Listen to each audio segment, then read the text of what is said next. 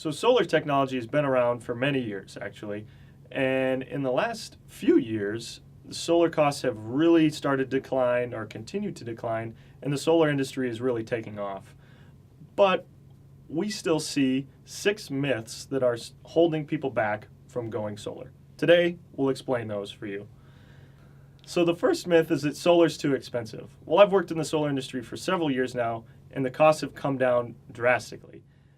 Studies have shown that costs have declined by as much as 50% over the last 5 years. So really, solar is more cost effective now than it has ever been. So the second myth is that solar is high maintenance. Well, that's not the case. There's very minimal maintenance that you have to do to these solar installations on a yearly basis. At most, maybe you're looking at hosing down your solar panels on your roof once a year to clean them. But even that, rain naturally washes off any residue or dirt buildup on those solar panels. So the maintenance is really minimal for solar installations.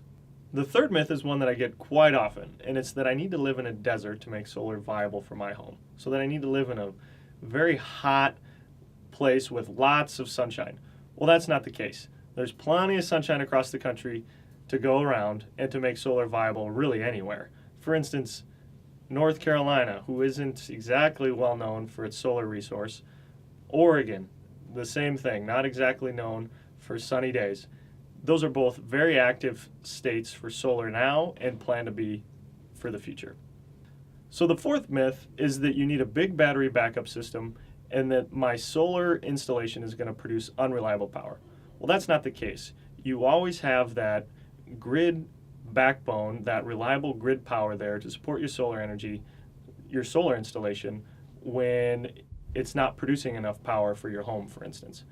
So unless you're really going off grid, net zero, you don't need a battery backup system. Your solar installation will function just fine without it.